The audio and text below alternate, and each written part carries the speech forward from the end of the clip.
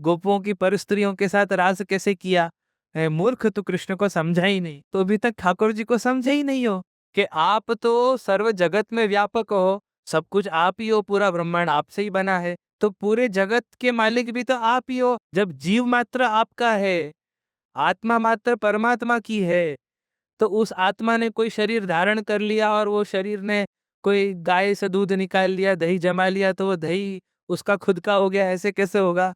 उदाहरण के रूप में कोई बच्चा स्कूल में कुछ बोर्ड पे कुछ चौक से बना दे, कोई आकृति बना ले, कुछ भी कर ले, तो बोर्ड थोड़ी बच्चे का हो जाएगा। ब्लैक बोर्ड तो स्कूल की संपत्ति मानी जाएगी ना। भले ही बच्चा उस पे कितने ही 100 वर्ष तक भी उसमें कुछ कर ले, घिस ले, कुछ बना ले, अच्छे में अच्छा करे, संपत्ति तो स्कूल की है। तो उसी प्रकार अपन अपने जीवन में कुछ छोटा मोटा बना भी ले, महल खड़ा कर भी दे, तो संपत्ति तो सब प्रभु की है। ये विवेक हम कैसे भूल सकते हैं। तो ऐसे जब अपने को अध्यास होता है, जब जीव को अध्यास होता है कि ये तो मेरा है, जो गोपीजनों को हुआ कि हमारी गाय है, हमारी गाय का दूध, उसमें से हमने दही बनाया, वो दही हमने मटकियों में लगाया, तो गोपीजनों को अध्यास हुआ कि ये तो हमारा दही है। और ठाकुर जी को वो बताना था कि नहीं, सब कुछ मेरा ही है, मेरे सामने हमारा तुम्हारा नहीं चलेगा। जब दो भाई लड़ते हैं, ने दो भाई बहन लड़ते हैं, तो टीवी का रिमोट कि मोबाइल के लिए या कोई खिलौने के लिए लड़ते हैं, तो दोनों के पक्ष में कहीं ना कहीं कुछ ना कुछ सच्चाई होती है, दोनों को चाहिए। फिर उनकी लड़ाई के बीच में जब माता पिता आ जाए या दादा दादी आ जाएंगे, तुम छोड़ो मुझे दो रिमोट, मैं टीवी देखूंगा, तो दोनों की ही बात हल्की हो गई जी, दोनों की बात गिर गई ना। क्योंकि जितनी मालिक की वो एक भाई की या एक बहन की वो रिमोट पे है, टीवी के है अथवा मोबाइल पे है, उससे कई गुना ज्यादा घर के बड़ों की है। तो उस प्रकार जब ठाकुर जी दही लेने आ गए, तो गोपियों का वो अध्यास नहीं चलेगा कि ये मेरा है कि किसका है। तो प्रभु ने मांग लिया, यानी घर के सबसे बड़े ने मांग लिया, राजा ने मांग लिया, अब सब कुछ उनका ही तो है, उनका ही दिया हुआ है। तो इस प्रकार की समझ कृष्ण के प्रति, परमात्मा के प्रति जिनकी नहीं होती, उनको ये स्वाभाविक है, लीला नहीं समझ में आती। ऐसी कुछ रास की भी समझ है जो आगे जानेंगे। गुसाई जी वहां तक कहते हैं कि कृष्ण का रसात्मक स्वरूप जो नहीं समझे हैं, रस की व्याख्या जो नहीं समझे हैं, उनको तो रासलीला पढ़नी ही नहीं चाहिए। और राजा परीक्षित भी नहीं समझे थे, इसीलिए रासलीला आधे में से वर्णन उसका अटका हुआ मिलता है भागवत का। बड़े मान सम्मान से देखते हैं, ऐसे कृष्ण होके गोपों की परस्त्रियों के साथ रास कैसे किया, लोग क्या बोलेंगे, समाज में क्या माना जाएगा, इत्यादि ये सब शंकाएं उठाई।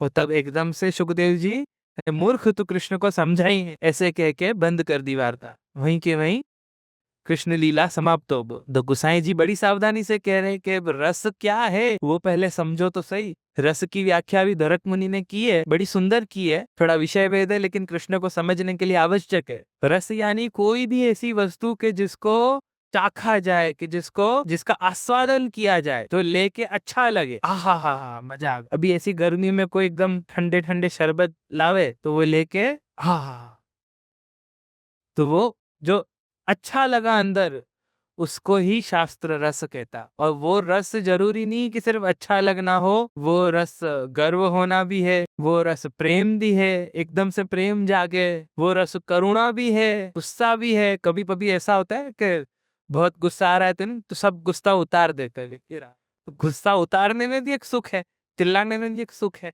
तो अलग अलग प्रकार से रस की अभिव्यक्ति होती है। सब सब रस खाली हंसता मुख हो ऐसा नहीं है। ईर्ष्या भी एक रस है, गुस्सा भी एक रस है, प्रेम भी एक रस है, लड़ाई भी एक रस है, वीरता भी एक रस है, डर जाना भी एक रस है। सभी प्रकार के रस है। डर जाना रस नहीं होता तो मेले में भूत बंगले में क्यों जाते हो, सामने से कौन डरने जावे, कभी आनंद है।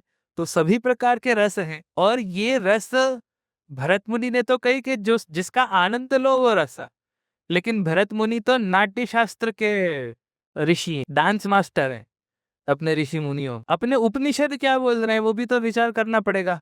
उपनिषद भगवत विषयक शास्त्र है, भगवान की समझ सुधारते हैं ऐसे शास्त्र तो उपनिषद। तो उपनिषद रस के विषय में क्या बोल रहे हैं, रस तो वही सा कि जिसको भगवान ब्रह्म परमात्मा हम बोल रहे हैं, हम समझाने की कोशिश कर रहे हैं, वो भी रस ही है। रस के बिना भगवान को भी समझा नहीं जा सकता। जब ठाकुर जी के दर्शन करो और मन में कुछ हो ही ना, तो अभी तक ठाकुर जी को समझे ही नहीं हो, या भगवान अभिकारी ही या लायकात ही नहीं है प्रभु को समझने की, या ठाकुर जी को अभी तक समझे भी नहीं। जब ठाकुर जी को भोग धरो और कभी ऐसा भान हो जाए कि अरे ठाकुर जी दूध आरोग रहे हैं, अरे हम ठाकुर जी को दूध धर पाए इतने हमारे तौबा के, कभी इसका एहसास हो जाए तो आनंद है। जो कार्य यशोदा जी ने किया था वो कार्य आज मैं कर पा रहा हूँ, विचार तो करो। तो ठाकुर जी को भी रस से ही पाया जाता, और उपनिषद तो वहां तक कह रहे हैं कि रसो वही सह, वो ऐसा रस है, केरी खा के आम खा के थोड़ा बहुत आनंद लाएगा, अपने प्रियजनों को देख के थोड़ा बहुत आनंद लाएगा, मच्छर मार रहा खुजा के थोड़ा बहुत आनंद आएगा, पर कृष्ण मिल जाएंगे तो क्या होगा, कितना आनंद आएगा। तो यहाँ कह रहे हैं कि आनंदी भवती, के ऐसा आनंद आएगा कि अन्य संसार का और कोई आनंद ग्रहण करने लायक रहोगे ही नहीं। इसीलिए ठाकुर जी को पूर्णानंद भी कहा गया है, निरवधि आनंद प्रभु देंगे। जैसा रस, जिस प्रकार से रस चाहिए वो तो भक्त सिलेक्ट करे। जब मंगलाचरण में मैंने पहले भी एक बार समझाई है, लक्ष्मी सहस्त्र नीला भी सेव्य मानम कला निधि, कि हजारों लक्ष्मियों से सुसेवित प्रभु, तो वो हजारों लक्ष्मियां कौन, तो अपने जैसे भक्त हैं जो प्रभु को पा चुके हैं और अपने आप को लक्ष्मी जी का स्थान उनको मिल चुका है, ऐसे महान भक्त। और उनके प्रत्येक के स्वभाव अनुसार भगवान में किस प्रकार का रस वो खोज रहे हैं, सबकी बातें अलग अलग है। कोई ठाकुर जी को पति भाव से बज रहा है तो कोई सखा भाव से बज रहा है। सखा के अंदर भी किसी को ठाकुर जी के साथ मिल के खेलना है, किसी को ठाकुर जी से लड़ाई करनी है, किसी को कुछ करना है, कुछ कुछ करना है। रस के तो अनगिनत प्रकार हैं, रस की कहाँ तक बात करनी। जब प्रेमी प्रेमिका का भी संबंध हो तो कितने ही प्रकारों से रस होता है।